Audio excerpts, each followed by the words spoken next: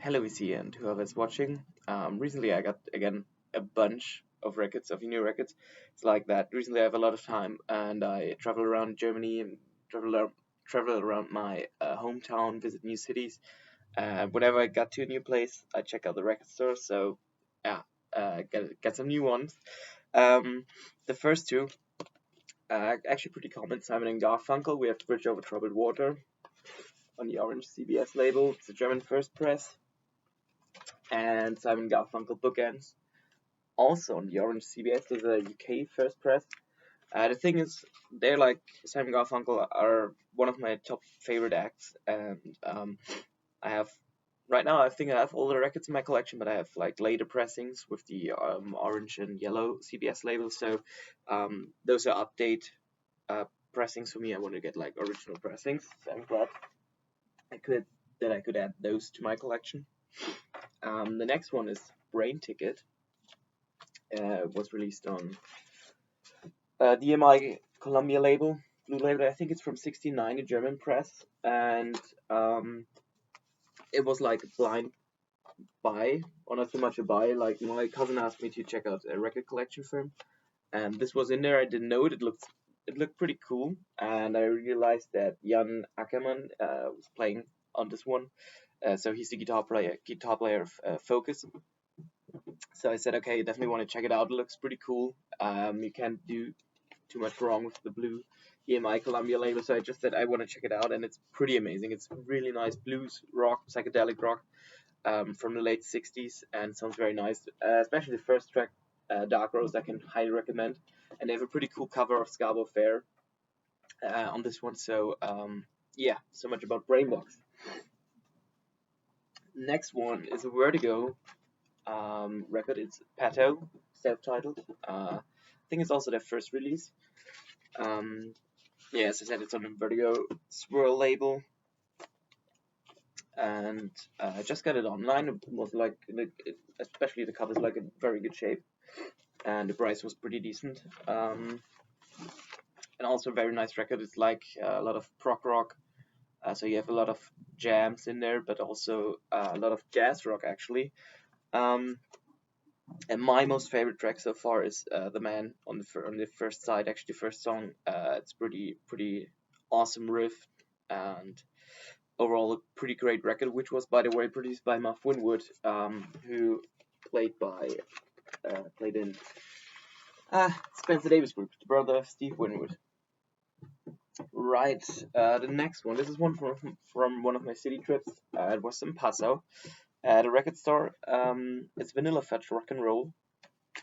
You can see it's on the Atco label. You don't see Vanilla Fudge records that often around here, and if you do so, those are like repressings. We have a record label, I think it was called Rock Legends or Rock Archive, something like that. So they did represses in the early '70s, but it's not that easy to get Vanilla Fudge records first pressings. So I'm pretty glad I get this one, because for a long time I wanted to listen to them, or start to get listen to them, but I wanted to do it on vinyl, and I got this one for a very nice price, and I just love it. It's a great record. Mostly like Lord in the Country is my favorite track on this one. It's a pretty cool record, and you get everything that I think Vanilla Fudge is famous for, like cool covers. You get a lot of soul in there, but also a pretty heavy sound. So it's quite unique, but pretty good, and I really enjoy this record. The next two actually got together. Let's start with the first one. It's May Blitz, their self-titled first album. As you can see, it's also on the Vertigo Swirl label. This is a German pressing, just like the Pato one, with a beautiful gatefold. Don't know whether you can see it. You like that? Yeah, with a pretty cool artwork. Um, and actually, this one I bought online together with the next record, um, which is May Blitz, the 2nd of May. This is their second record. I think there were only like a few months between those two releases. This one too is on Vertigo Swirl.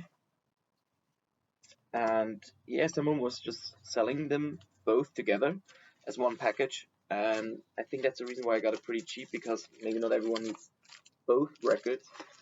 And to be honest with you, I bought it to resell it because I got it really cheap or very good price. But I really enjoy the music on it. It's great.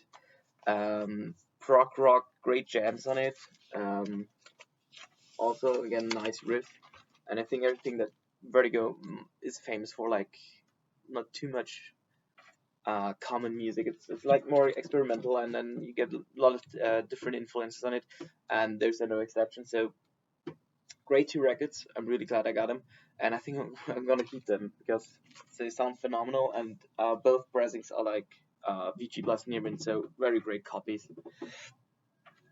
Right, the next one is Janis Joplin, Cosmic Blues. Um, got this one too on one of my city trips. It's on the Orange CBS label as well.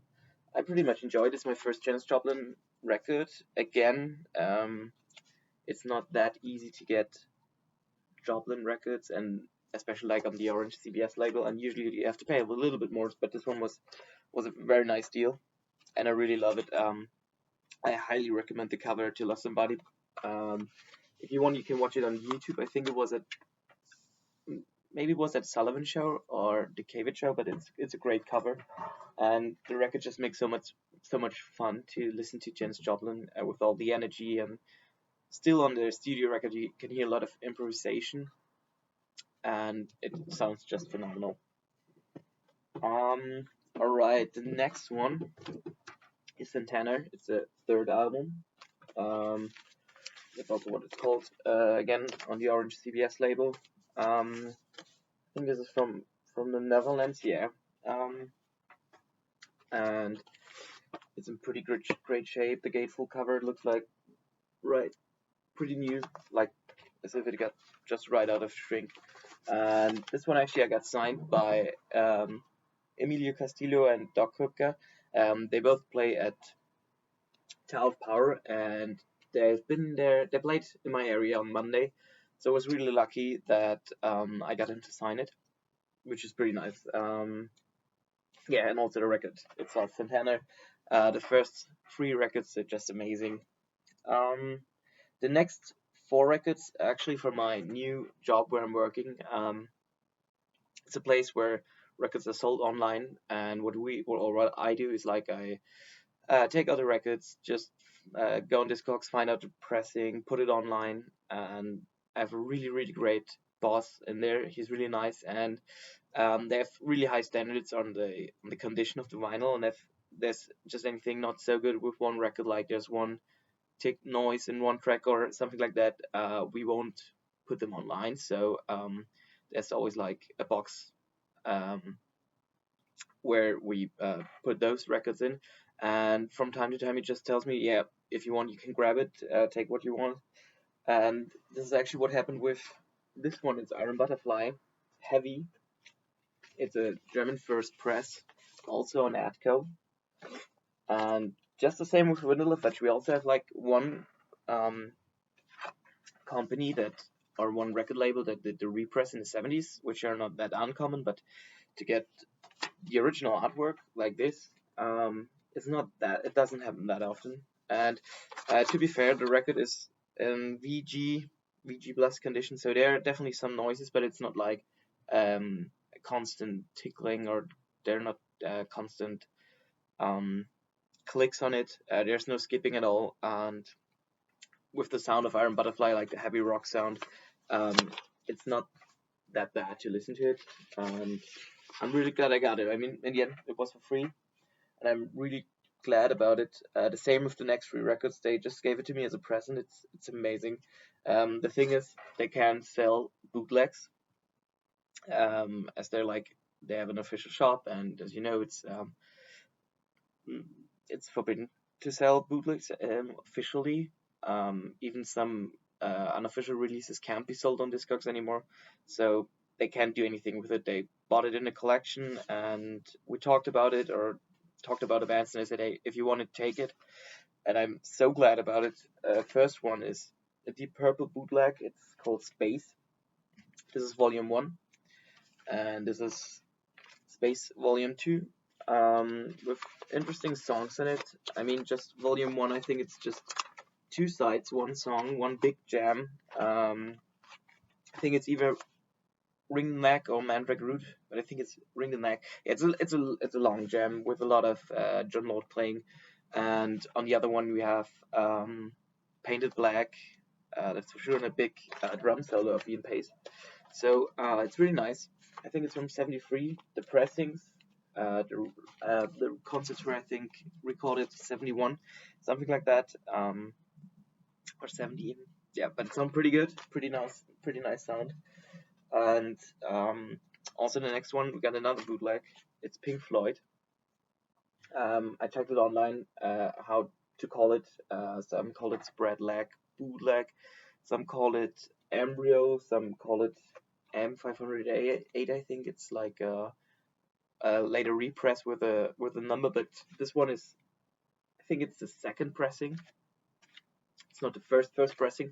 As you can see, Pink Floyd is written on the front side, but it's a very early pressing from the '70s. This was a show in Hamburg in 1971.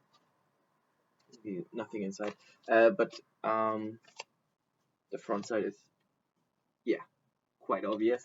As I said, it's a show from Hamburg '71, and in my is one of the best um, periods of their career, with great songs like Static Controls to the Heart of the Sun, Saucer Full of Secrets is one of my favorite tracks, but I prefer the live versions, especially the one in Pompeii. So I'm still looking for a bootleg from Pompeii, but to have this one is pretty amazing. Unfortunately, side 1 and 2, they sound pretty bad, like VG, maybe even G plus from time to time, but side 3 and 4, they're pretty good. And I read online that only like 300 copies were made of these. I'm not 100% sure whether that's true, as I found only one source for that. But it was a very nice bootleg by a great, awesome band, with awesome songs in it. So I'm very glad that I actually got it as a present from my boss. So thanks again. And that's it for today. I hope you enjoyed it. And yeah, maybe see you next time. Bye.